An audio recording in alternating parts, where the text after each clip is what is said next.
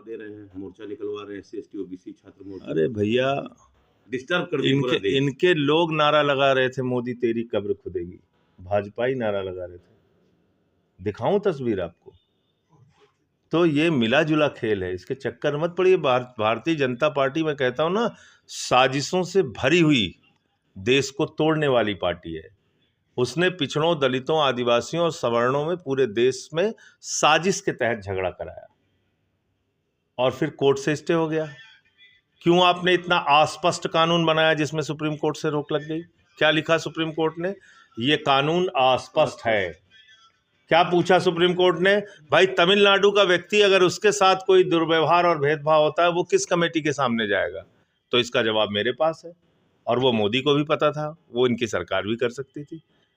भाई, आप 2 कमेटी बना देते, एक में हर प्रकार के भेदभाव को कवर करते और एक में जाति के आधार पे आधारित भेदभाव को कवर करते। क्योंकि याद रखिएगा, ये कमेटी बनी है कोर्ट के कहने पर, सुप्रीम कोर्ट का ही आदेश था, यही सूर्यकांत जी का आदेश था। रोहित वेमुला और पायल तडवी के तरफ से जो याचिका हुई थी उनके परिवार के तरफ से, तो उसके आदेश में सूर्यकांत जी ने कहा था, जो चीफ जस्टिस ऑफ इंडिया हैं, तो आपको 2 कमेटी बनानी चाहिए थी जिसमें सारे हर प्रकार के भेदभाव कवर होते, कोई झगड़ा नहीं होता। तो ये बैकफायर कर गया, बीजेपी के लिए बड़ा नुकसान साबित हुआ। अरे भाई, वो साजिश के तहत करा रहे हैं, तो फायदा होगा, नुकसान होगा, क्या लग रहा है आपको? अब तो हर तरफ से जूते पड़ रहे हैं उनको। अब उनको तय करना है कौन सा जूता अच्छा है, इधर वाला जूता अच्छा है, उधर वाला जूता अच्छा है। अब तो जूता दोनों तरफ से पड़ रहा है, जूतम पैजार हो चुकी है।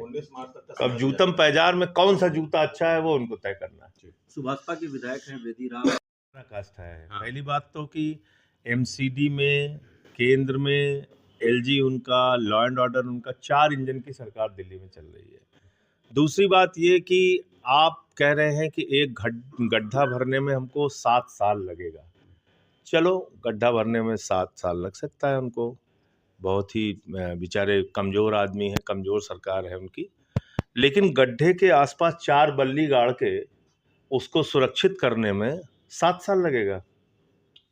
इसका मतलब कि तुम्हारी जिंदगी की कोई कीमत हम लोग समझते नहीं है।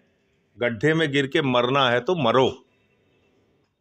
हम गड्ढे खोदेंगे और गड्ढे खुले छोड़ देंगे, उसको 4 बल्ली गाड़ के सुरक्षित भी नहीं करेंगे, ये कहना चाहते हैं तिवारी जी।